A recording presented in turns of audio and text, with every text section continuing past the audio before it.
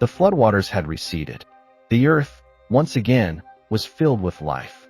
Noah's descendants spread far and wide, building cities, cultivating the land, and multiplying as God had commanded.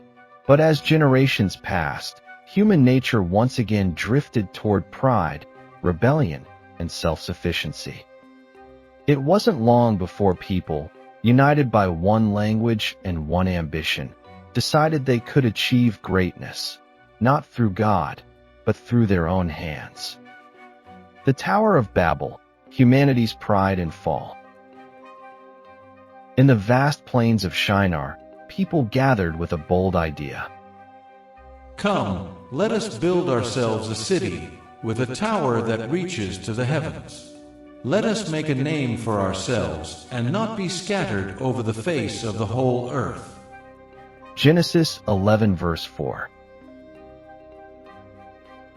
Led by a powerful figure, Nimrod, they envisioned a structure that would touch the sky, a tower so tall, so mighty, it would place them alongside the divine. They believed their unity, skill, and ambition could elevate them to be like gods. Brick by brick, they worked tirelessly. The city swelled with noise, laborers shouted orders, and the tower climbed higher and higher. Pride swelled in their hearts as they admired their handiwork, convinced that nothing could stop them. But in heaven, God watched. He saw not just their construction, but their hearts, hearts filled with arrogance, with no room left for him.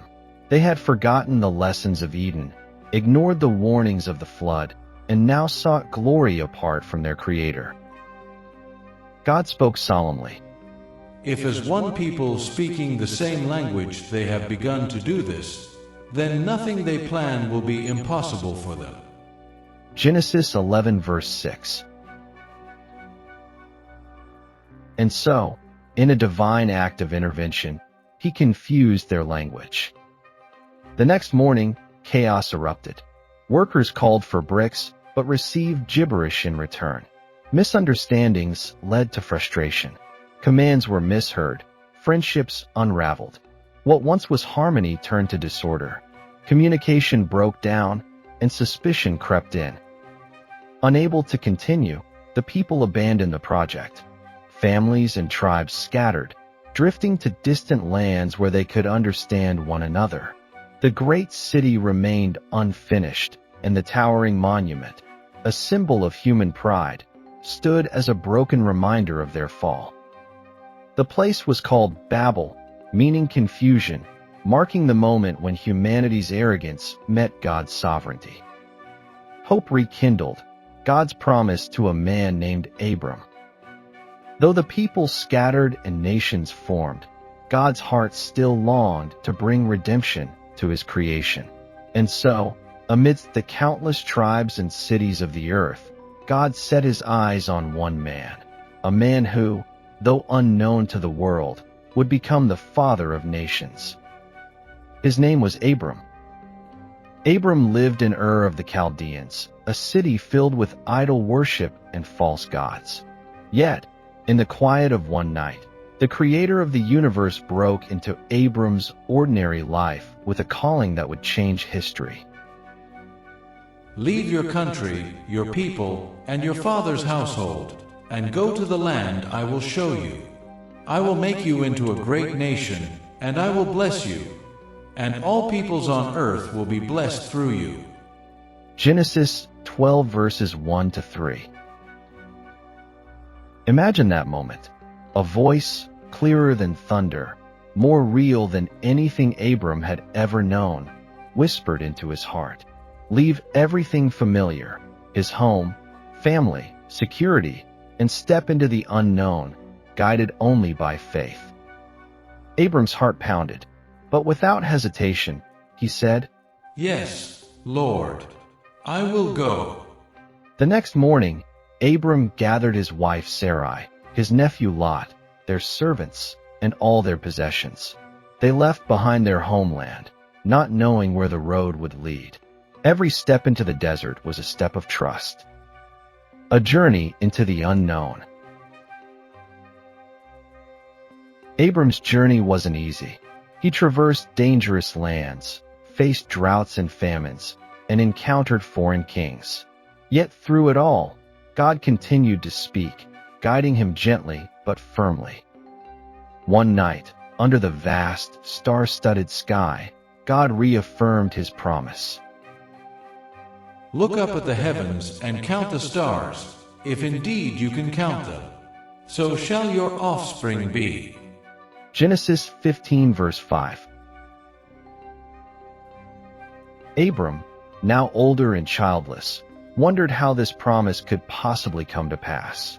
Yet Scripture tells us, Abram believed the Lord, and he credited it to him as righteousness. Genesis 15 verse 6. That simple, unwavering faith would become the foundation of God's covenant, a divine agreement not just for Abram, but for generations to come. The test of time and trust. Years passed. Abram and Sarai grew old, and the promise seemed delayed. Sarai, desperate and doubting, suggested Abram have a child with her maidservant, Hagar. From this union, Ishmael was born, a son, but not the child of promise. Though Ishmael would become the ancestor of a great nation, this decision would sow conflict for generations between the descendants of Ishmael and those of the promised line. But God remained faithful. One day, as Abram sat by his tent, 3 mysterious visitors approached. They spoke words that made Sarai laugh in disbelief. By this time next year, your wife Sarai will have a son. Genesis 18 verse 10. Sarai, now far beyond childbearing years, laughed, thinking the idea impossible. Yet God responded, Is anything too hard for the Lord? Genesis 18 verse 14. True to his word, Sarai bore a son and named him Isaac, meaning laughter. The child of promise had arrived, proving that with God, nothing is impossible. Abram becomes Abraham, the covenant sealed. But God wasn't done. He had a deeper, eternal plan. One day, God appeared to Abram once again and gave him a new name, Abraham, meaning father of many nations.